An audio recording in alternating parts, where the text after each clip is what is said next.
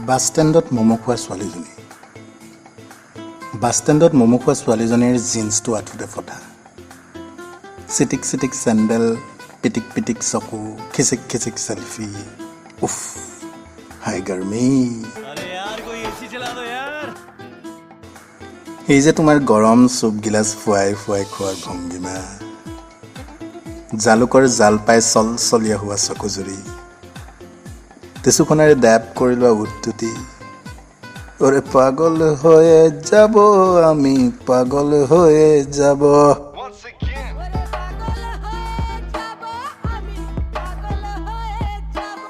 তুমি বাছ ষ্টেণ্ডলৈ আহিলে চকু নামৰ কেমেৰাটোৱে তোমাতে ফ'কাছ লয় বাকী চব ব্লাৰ হৈ যায় ষ্ট্ৰীট লাইটবোৰ তিৰবিৰাই উঠে হাদ্দাবোৰত খলকনি জাগে নৱেম্বৰ মাহতো কিবা গৰম লাগে আৰু তোমাৰ অনুপস্থিতিত বাছ ষ্টেণ্ডটো নিতাল নিস্তব্ধ হৈ পৰে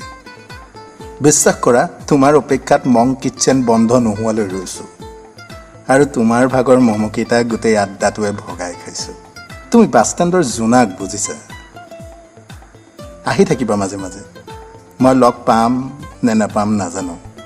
কিন্তু বাছ ষ্টেণ্ডটো পোহৰ হৈ আছে বুলি জানিলে ভাল লাগিব দিয়াচোন